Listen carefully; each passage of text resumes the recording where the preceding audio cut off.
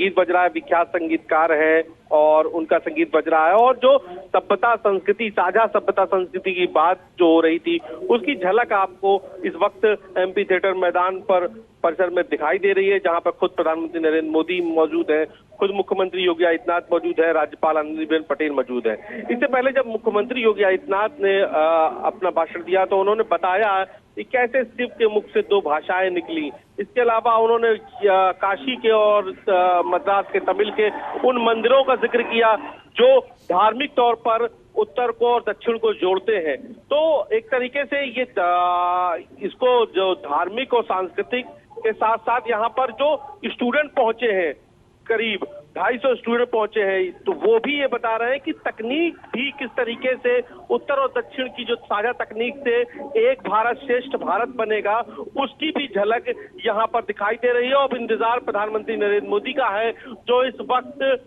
तमिल संस्कृति से बिल्कुल ओतप्रोत हुए, तमिल जो वहाँ का वेशभूषा है उसको इस आज पहने हुए हैं। और अब क्या बोलते हैं, कितना महत्वपूर्ण, क्योंकि सबको इंतजार है कि प्रधानमंत्री नरेंद्र मोदी जब काशी तमिल संगम के महत्व को बताएंगे तो वो बिल्कुल अलग होगा। और इस बार जो है ये पहला मौका है जब काशी की धरती पर तमिल संस्कृति दिखाई दे रही है।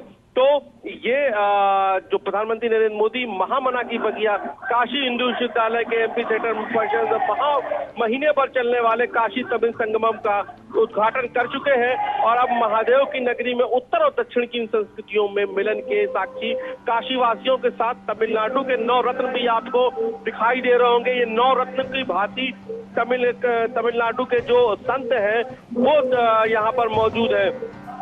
216 के करीब विद्यार्थी मौजूद हैं। और इस वक्त देखिए इलैया राजू का संगीत जो है वो मंच पर परफॉर्मेंस हो रहा है और इलैया राजू खुद उसको परफॉर्म कर रहे हैं। तो ये विख्यात साहित्यकार है और विख्यात संगीतकार है।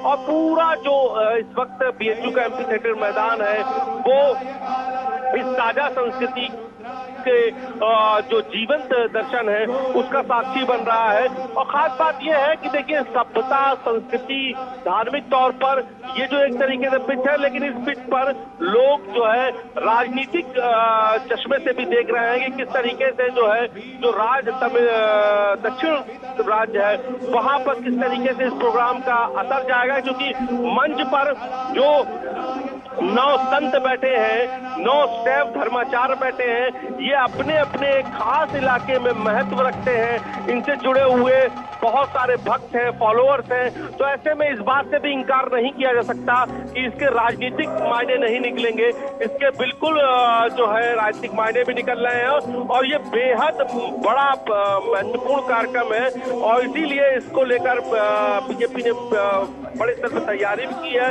और प्रधानमंत्री नरेंद्र मोदी ने जो है इस वक्त हर जो तमिल की संस्कृति से जुड़ा हुआ, जो चाहे वो अभी कुछ देर पहले संगीत हुआ हो या वहाँ के वाद्य यंत्र नाद स्वाद का वो मंचन हुआ हो या अब जिस तरीके से इलैया राजू का संगीत बज रहा है, तो ये सभी जो कार्यक्रम है उसमें प्रधानमंत्री नरेंद्र मोदी इन सभी कार्यक्रमों से जुड़े हैं और बहुत ही तन्मयता से इन पूरे प्रोग्राम को देख रहे हैं।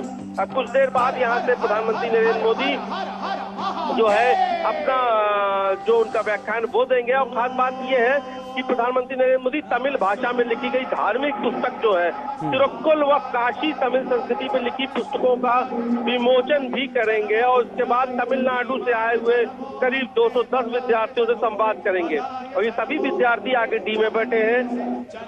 तमिलनाडु सहित दक्षिण भारत के कलाकार 3 कार्यक्रम प्रस्तुत करने थे, जिसमें से अब ये अंतिम कार्यक्रम है जो ख्यात संगीतकार इलैया राजू का संगीत है और उसके साथ जो कलाकार है वो किस तरीके से शिव महिमा का वर्णन कर रहे हैं। और इससे पहले कि प्रधानमंत्री मोदी का संबोधन शुरू हो, इसके सियासी मायने भी आपसे समझेंगे। लेकिन चूंकि काशी में साउथ के तमाम लोग रचे बसे हैं, उत्तर के काशी में दक्षिण के तमाम लोग रचे बसे हैं और काशी की गलियों में घूमते हुए ऐसे लोग दिख भी जाते हैं, मिल भी जाते हैं।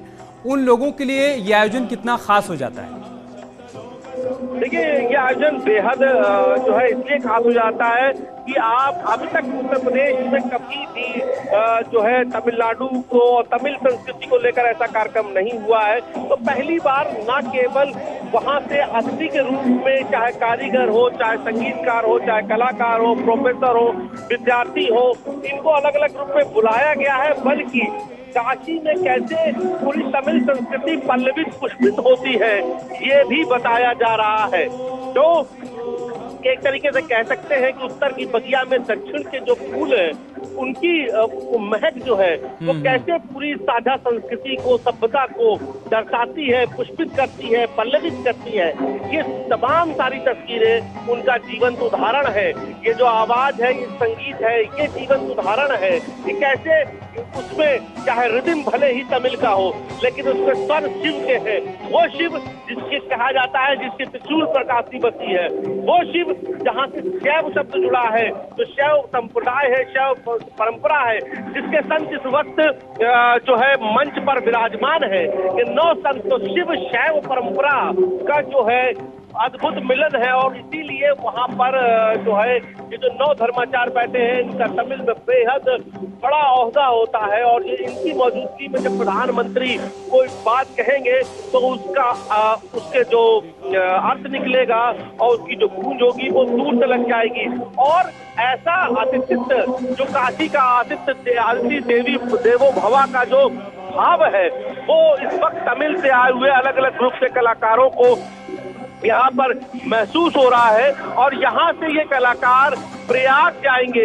प्रयाग में संगम के किनारे जो सभ्यता संस्कृति, भारत की सभ्यता संस्कृति बसी है और वहां पर भी कहते हैं कि जो शैव संप्रदाय से यानी जो तमिल संस्कृति से जुड़े हुए लोग हैं वो सबसे पहले काशी, सबसे पहले प्रयाग आते हैं, वहां पर संगम में स्नान करते हैं और वहां से जल लेकर काशी में विश्वेश्वर महादेव को चढ़ाते हैं।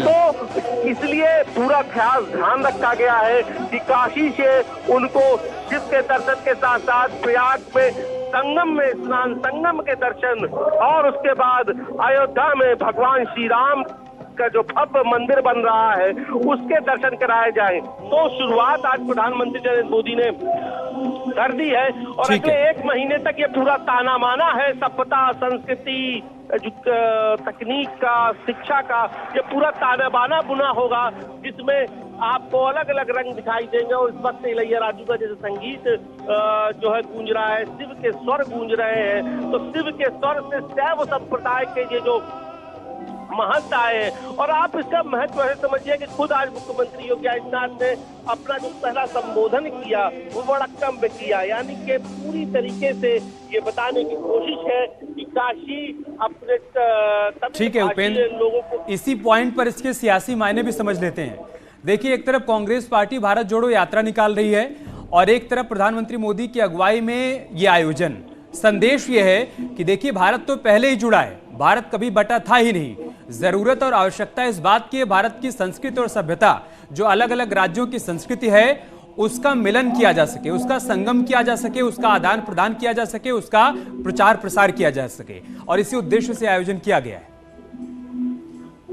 बिल्कुल, देखिए जिस तरीके से राहुल गांधी पूरी तमिल बेल्ट पर जिस तरीके से भारत जोड़ो यात्रा से उन्होंने शुरुआत की, तो उसके बाद अब ये प्रोग्राम ये बताता है कि जो आने वाला भविष्य में जो तमिल की जमीन पर, तमिल की माटी को होने वाला जो चुनावी शंखनाद होगा वो इस बार बहुत अलग होगा। क्योंकि जिस तरीके से जो है भाजपा की जो तैयारी है और जिस तरीके से संतों का सम्मान और पूरी तमिल से आए हुए लोगों के साथ जो भाव का रिश्ता, काशी और तमिल का रिश्ता, काशी तमिल संगमम का जो रिश्ता जुड़ रहा है, ऐसे में बेहद आने वाला जो तमिल की माटी का जो चुनाव है वो बेहद खास होगा और इसको राजनीतिक चश्मे से भी जो सियासी पंडित है वो देख रहे हैं। लेकिन इस वक्त जो हम देख रहे हैं एमपी थिएटर मैदान में वो फिलहाल अभी चुनाव के शोरगुल से दूर शिव के गूंज तक सुनाई दे रहा है, शिव का गूंज हो रहा है, संत बैठे हैं, विद्यार्थी बैठे हैं, प्रधानमंत्री नरेंद्र मोदी तमिल की वेशभूषा में बैठे हैं। तो फिलहाल जो चुनावी शंखनाद होगा वो बाद में होगा, लेकिन फिलहाल सभ्यता और संस्कृति का जो संगम है वो प्रयाग से काशी तक दिखाई दे रहा है। और ये संस्कृति और सभ्यता के संगम के साथ जो मैंने कहा कि एक किताब है जो तमिल पर लिखी गई है, तमिल के साहित्यकार उसका ने लिखी विमोचन है। भी होना है, प्रधानमंत्री मोदी का संबोधन भी होना है। उपेंद्र, आप नजर बनाए रखिए हर एक तस्वीर पर। हम एक बहुत छोटा सा ब्रेक लेंगे, बहुत जल्द होगी वापसी।